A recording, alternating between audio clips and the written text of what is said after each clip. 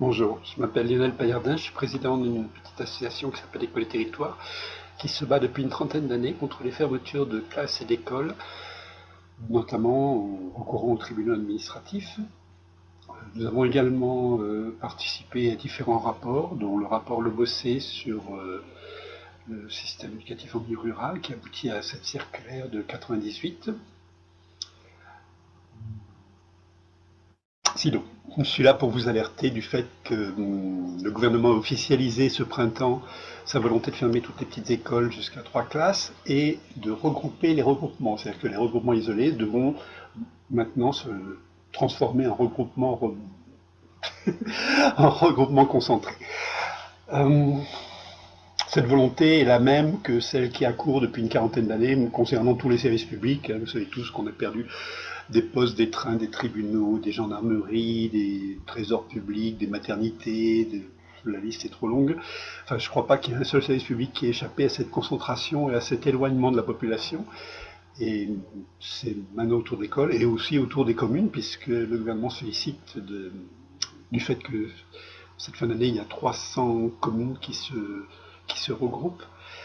On n'est pas satisfait de cette situation qui va à l'encontre de l'aménagement du territoire, qui va à l'encontre de la COP 21, dont l'encre n'est pas encore tout à fait sèche, mais qui multiplie les transports, le CO2 il reste, le danger aussi, la fatigue.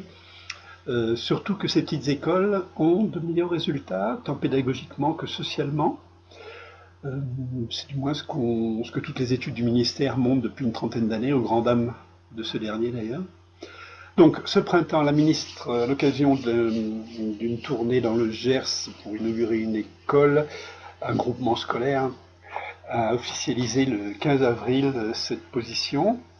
Le rapport Durand qui est sorti un mois plus tard confirme également cette position en demandant à ce que soient signées des conventions rurales. En fait, c'est depuis 2014 qu'elles sont signées. Ces conventions sont signées tantôt par un gros élu, genre député, sénateur, président du département ou président de l'association des maires.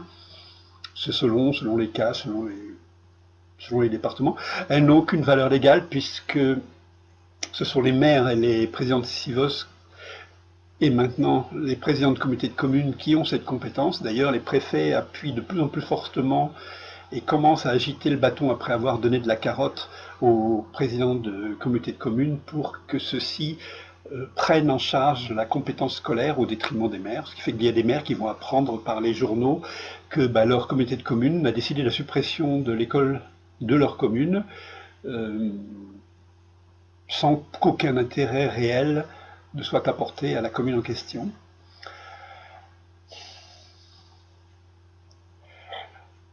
Quoi dire? Le rapport Durand pour justifier la ministre, pour justifier ça, nous parle pédagogie, nous dit que ces écoles seraient moins bonnes et que les enfants, lorsqu'ils arriveront au collège, seraient moins sociabilisés, seraient moins compétents. Ça, c'est complètement démenti par l'ensemble des études du ministère. Le rapport Durand, lui, s'appuie sur quelque chose d'erroné. Il nous explique que dans la vingtaine des départements les plus ruraux, alors là on a essayé de savoir lesquels c'était, il nous a jamais répondu.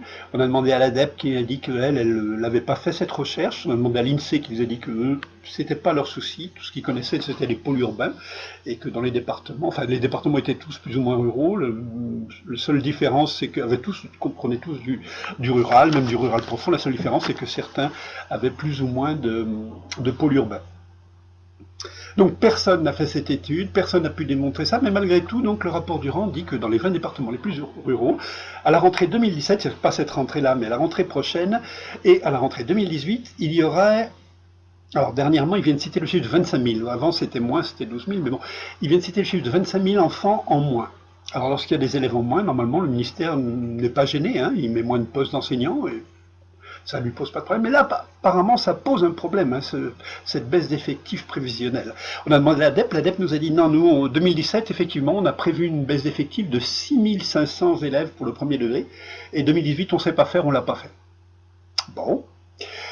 Alors, qu'est-ce que c'est que cette baisse d'effectifs de 25 000 élèves. Alors tantôt le rapport Durand dit que c'est sur l'ensemble du territoire national, et tantôt il nous explique que c'est sur ces 20 départements les plus ruraux. Ça représente quoi? Ça représente pas grand-chose. Nous étions entre 1987 et 2002, nous étions à 35% d'accueil d'enfants de 2 ans sur le territoire national. Nous sommes passés sous l'ère du précédent règne à 10%. Péniblement, après 5 ans, nous revenons à 11,5%, 12% selon la DGESCO, 11,5% selon l'ADEPE, d'accueil d'enfants de moins de 3 ans dans les écoles. Si le gouvernement voulait accueillir 1% d'enfants de moins de 3 ans supplémentaires, ça reviendrait à une augmentation de 9 700, presque 10 000 élèves supplémentaires.